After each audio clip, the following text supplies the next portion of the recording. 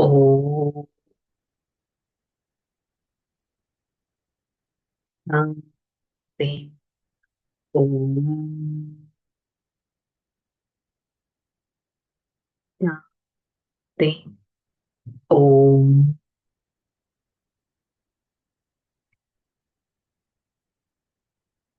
శాంతి. ఓం శాంతి. నేను ఆత్మ సదా ఆత్మాభిమాని స్థితిలో ఉండేవారిని, ఒక మెరిసే నక్షత్రాన్ని బ్రుకుటి మధ్య స్థానంలో ఉంటూ సదా నా ఈ ఆత్మిక స్థితి ఎంతో సుందరమైన అనుభూతిని ఇస్తూ,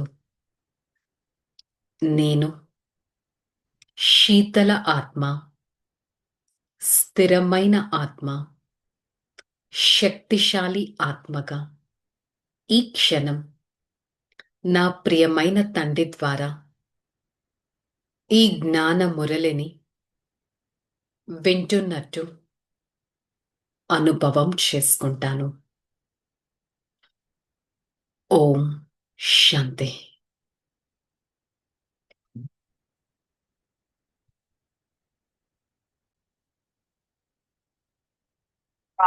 ఓం శాంతి. మురళీ డేట్ 27/10/2025.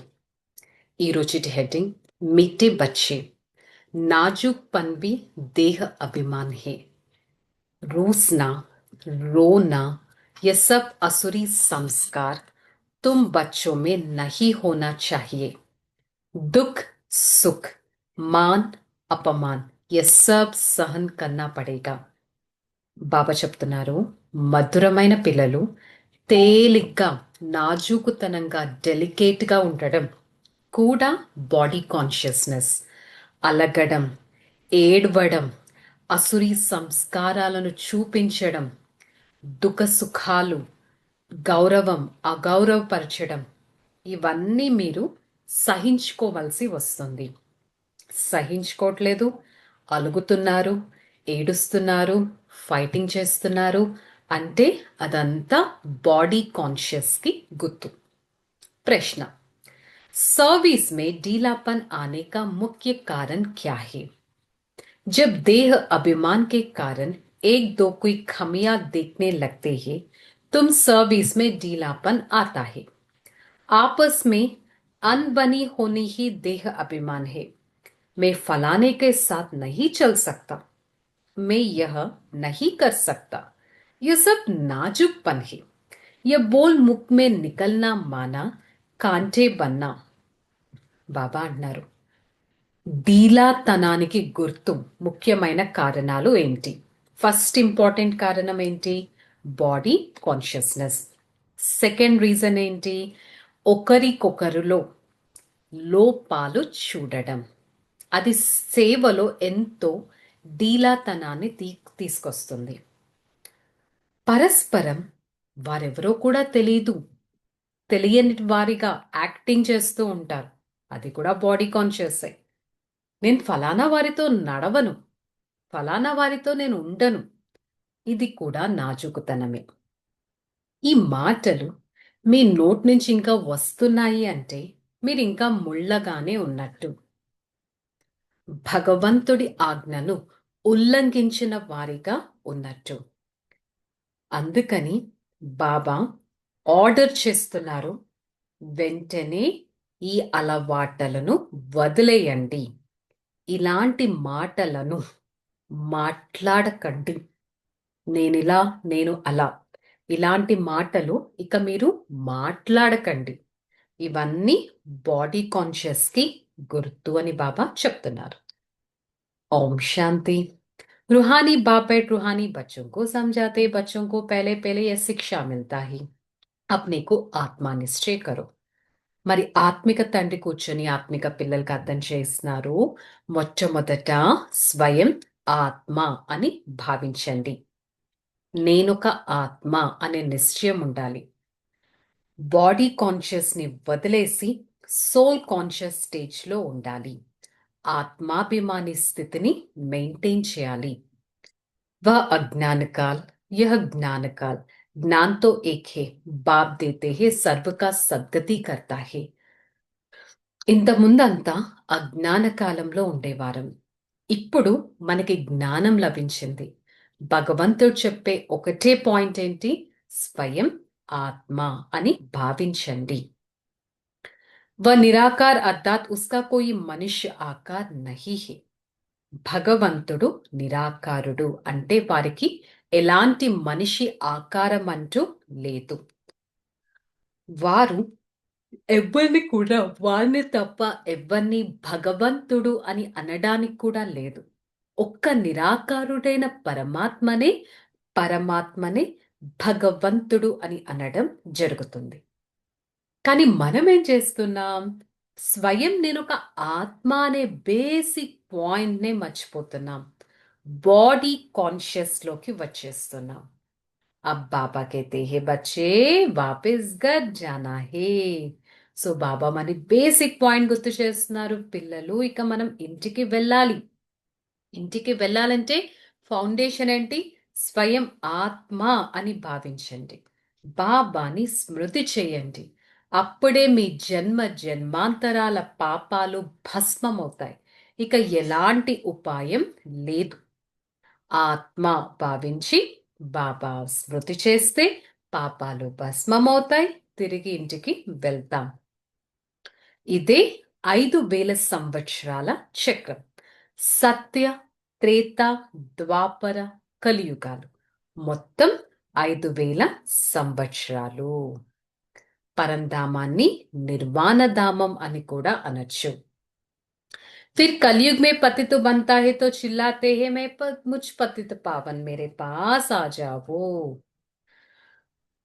సత్యుగంలో పరమాత్మను ఎవరు గుర్తు చేయరు. గుర్తు చేయాల్సిన అవసరం లేదు. ఆటోమేటిక్ గా పావనంగా అవుతారు. కానీ తర్వాత కలియుగం వచ్చేసరికి పరమాత్మని తలుచుకోవడం మొదలు పెడతారు. ఓ పతిత పావన రండి, నాకు సద్గతిని ఇవ్వండి అని పాడతారు. तो बाप मैं जो तुमको ज्ञान दे रहा हूं पतित से पावन होने का, वह सिर्फ मैं ही देता हूं. फिर प्रायलोप हो जाता है. దీనికి బాబా క్లారిటీ ఇస్తున్నారు. పిల్లలు, పతితుల నుంచి పావనంగా అవ్వడానికి నేనే మీకు జ్ఞానాన్ని ఇస్తాను. తర్వాత ఈ నాలెడ్జ్ కూడా ప్రాయలోపం అయిపోతుంది. మళ్ళీ బాబా ఏదైతే వినిపించారో మళ్ళీ ఫస్ట్ నుంచి వినిపించడం మొదలు పెట్టాలి. अब बाप कहते हैं तो मेरे द्वारा ही पतित से पावन बन सकते हैं. బాబా అంటున్నారు, మీరు కేవలం పరమాత్మ ఇచ్చే శ్రీమతం ద్వారానే పావనంగా అవ్వగలం. పావన ప్రపంచంలోకి వెళ్ళగలం. స్వయం భగవంతుడు వచ్చి రాజయోగాన్ని నేర్పిస్తున్నారు. అట్ ద సేమ్ టైం ఏం చెప్తున్నారు? పిల్లలు దివ్యమైన గుణాలను ధారణ చేయండి.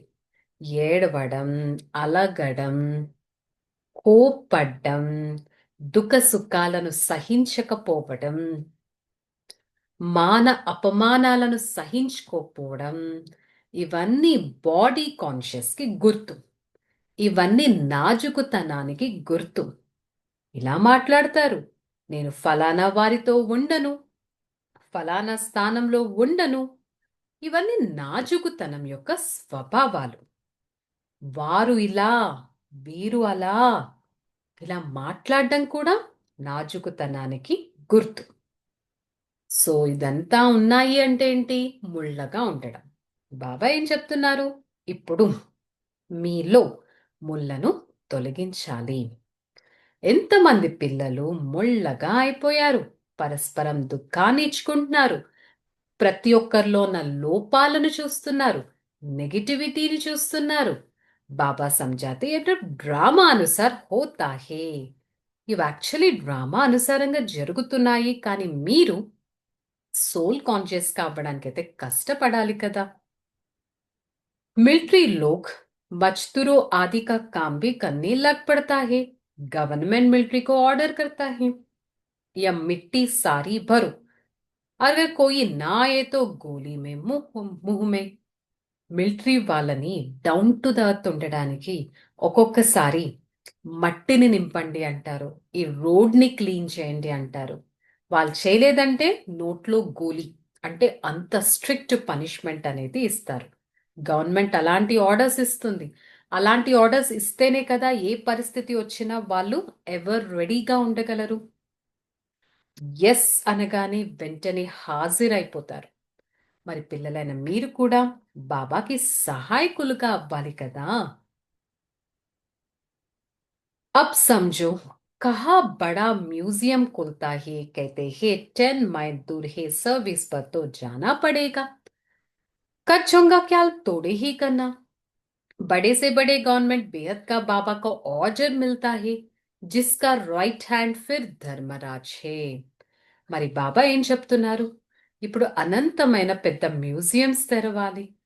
ఇవి చాలా దూరంగా ఉన్నాయనడానికి వీల్లేదు. సేవ చేయాలంటే ఎక్కడికైనా వెళ్ళాల్సిందే.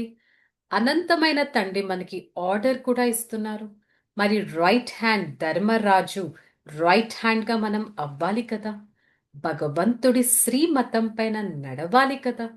శ్రీమతం అయితే లభిస్తుంది. ఏంటా శ్రీమతం? స్వయాన్ని ఆత్మ అని భావించడం. దాని ద్వారా 21 జన్మలు రాజ్య పదవి అనేది లభిస్తుంది. కల్పు పెహలే వాలే హీ ఆహిస్తే ఆహిస్తే నికల్తా రహతేగా. Beautiful point. కల్ప పూర్వం ఎవరైతే వచ్చారో వారే మెల్లమెల్లగా వస్తారు. భగవంతుడు ఈ సంగమ యుగంలో రాజయోగాన్ని నేర్పిస్తున్నారు. కాకపోతే ఇవన్నీ పాయింట్స్ మన బుద్ధిలో ఎంతగానో ఉండాలి. यह आस्थान और पतन की सीढ़ी बहुत अच्छी है, मनुष्य की आंखें नहीं खुलता है. ఈ మెట్లు ఎక్కడం దిగడం ఇది ఒక ఆట. ఇంత అర్థం చేయించిన మనుషులకి విషయాలు అర్థమే కావు. పిల్లలైన మీరు కూడా ఒకప్పుడు రాతి బుద్ధిగా ఉండేవారు. ఇప్పుడు బంగారు బుద్ధిగా అవుతున్నారు. జ్ఞానం, భక్తి మరియు వైరాగ్యం ఇదొక డ్రామాలో ఒక పాత్ర. అర్ధకల్పం అలా నడుస్తుంది, అర్ధకల్పం ఈ విధంగా నడుస్తుంది. మరి ఇప్పుడు మీకు భక్తి పైన ఎంతో వైరాగ్యం వచ్చింది కదా. జ్ఞానాన్ని బుద్ధిలో గుర్తు పెట్టుకోవాల్సిన అవసరం ఎంతగానో ఉంది. సో బాబా ఏం చెప్తున్నారు? బిల్కుల్ మీఠే శాంత్ అతి మైఠే బనో. పూర్తిగా మధురంగా శాంతిగా అతి మధురంగా అవ్వండి. అతి మధురంగా అవ్వండి. రాజ్య పదవి అయితే పొందాలి కదా. నరుడు నుంచి నారాయణుడిగా అవ్వాలి కదా. 8 రత్నాల గాయనమైతే ఉంది కదా. మరి పిల్లలు నెంబర్ వారీగా పురుషార్థం అనుసారంగా ఉన్నారు కదా. అందుకే బాబా మళ్ళీ బేసిక్ పాయింట్ ఏం చెప్తున్నారు? స్వయం ఆత్మ అని భావించండి. భగవంతుడి మెడలోని హారంగా అవ్వాలి అంటే అంత ఉన్నతమైన శ్రేష్ఠ పురుషార్థాన్ని చేయాలి కదా. धारणलो बहुत मीठे शांत अति मीठे स्वभाव का बनना है, कभी भी क्रोध नहीं करना है, अपने आंखों में बहुत बहुत सिविल बनना है. అతి మధురంగా శాంతిగా శాంత స్వభావిలుగా అవ్వాలి. క్రోధం ఎప్పుడు చేయకూడదు. మీ కళ్ళను చాలా ప్యూర్గా పవిత్రంగా చేసుకోవాలి. బాప్ జో హుక్మ కరే ఉసే ఫైరాన్ మారనా హే. బాబా ఏదైతే ఆర్డర్ ఇస్తున్నారో దానిపైన కంప్లీట్గా నడవాలి. మొత్తం విశ్వాన్ని పతితుల నుంచి పావనంగా అయ్యే సేవను చేయాలి. మన నావ తీరానికి వెళ్తుంది కాబట్టి ఎంతగానో నేను ఆత్మ పవిత్ర స్వభైవిగా అవుతున్నానా అనేది చెక్ చేసుకోవాలి.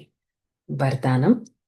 बाबा की याद द्वारा असंतुष्ट को परिस्थितियों में सदा सुख व संतोष की अनुभूति करने वाले महावीर भव. భగవంతుడి స్మృతి ఎలాంటి మిరాకిల్ చేస్తుందంటే ఎలాంటి అసంతోషకరమైన పరిస్థితిలో కూడా ఎంతో సంతోషాన్ని అనుభూతి చేయిస్తుంది. ఇదే పరమాత్మ స్మృతి. బాబా అంటున్నారు, సదా బాబా స్మృతిలో ఉంటే ఏ పరిస్థితిలో అయినా మనం సంతోషంగా ఉంటాం. భగవంతుడి ఇచ్చే జ్ఞానంలో అంత శక్తి ఉంది. పర్వతం లాంటి పరిస్థితిని కూడా దూదిలాగా అనుభవం చేసుకోగలం పరమాత్మ స్మృతి ఉంటే. ఎలాంటి పరిస్థితి, అసంతోషకరమైన పరిస్థితి, దుఃఖాన్ని ఇచ్చే పరిస్థితి ఉన్నా కూడా దాని సుఖంలోకి కన్వర్ట్ చేయొచ్చు మన దగ్గర పరమాత్మ స్మృతి ఉంటే. సో ఎంతో దుఃఖంగా అశాంతి అలలు వస్తున్నా సుఖంలోకి మనం వెళ్ళగలం పరమాత్మ స్మృతి ఉంటే. स्लोगन: अपने दैवी स्वरूप सदा स्मृति में रखो तो कोई भी व्यर्थ नजर नहीं आ सकता. మీ దైవీ స్వరూపాన్ని సదా స్మృతిలో పెట్టుకోండి. ఎలాంటి వ్యర్థమైన దృష్టి మీ పైన పడదు. దైవీ స్వరూపాన్ని గుర్తుపెట్టుకోండి. వ్యర్థమైన దృష్టి మీ పైన పడను కూడా పడదు. సో ఇవాళ బాబా ఒక పాయింట్ చాలా రిపీట్ చేశారు. మీటే స్వభావధారి బనో అని చెప్పారు. మధురమైన స్వభావధారిగా అవ్వాలి అన్నారు. మన మాటలు, ఆలోచనలు, నడవడిక ఎంత మధురంగా ఉండాలి అంటే, పరమాత్మ మధురాతి మధురమైన వారు అంటే వారికి పిల్లలుగా ఉన్న మీరు ఎంత మధురమైన స్వభావధారిగా అవ్వాలి. Okay, I the soul with a sweet nature. Okay, chalo. Relax. Om Shanti. నేను ఆత్మ ఎంతో సంతోషకరమైన వారిని, సంతోష స్వభావం కలిగిన వారిని, శ్రేష్టమైన కళ్యాణకారిని, సదా పరమాత్మ స్మృతిలో ఉండే యోగి ఆత్మను, నిశ్చింత జీవితాన్ని కలిసిన ప్రయోగి ఆత్మను, నేను ఆత్మ సదా పరమాత్మ స్మృతి యోగాలతో నా ఈ జీవితాన్ని సంతుష్టంగా, యోగిగా, సదా చిరునవ్వుతో ఉండటానికి ప్రయత్నిస్తాను. నేను నిశ్చింత చక్రవర్తిని. నేను నిర్మాణ స్వరూపాన్ని. సదా నా మధురమైన స్వరూపంతో మధురత కిరణాలను వ్యాపింపచేస్తూ మధురమైన ఆత్మగా ఉండటానికి ప్రయత్నిస్తాను. I the soul with a sweet nature, I always try to experience the light of the Supreme Father. My Father is everything to me. I experience the Father's presence and make my nature sweet and detached. I experience the whole world right in front of me. Though the people are different, situations are critical, I still accept everyone and try to make everyone as my own brothers with a soul-to-soul connection. I experience myself as the God's child with such a sweet nature, the nature which always gives me a soul-conscious state. I, the one, belongs to the Supreme Father. Father is everything. I experience His presence and makes my nature sweet and blissful. Hey, Father, thank you so much for showing me a path detached from every other body and connected to the Almighty, maintaining a soul conscious state and remembering the sweetness of my own soul. Acha. Om Shanti.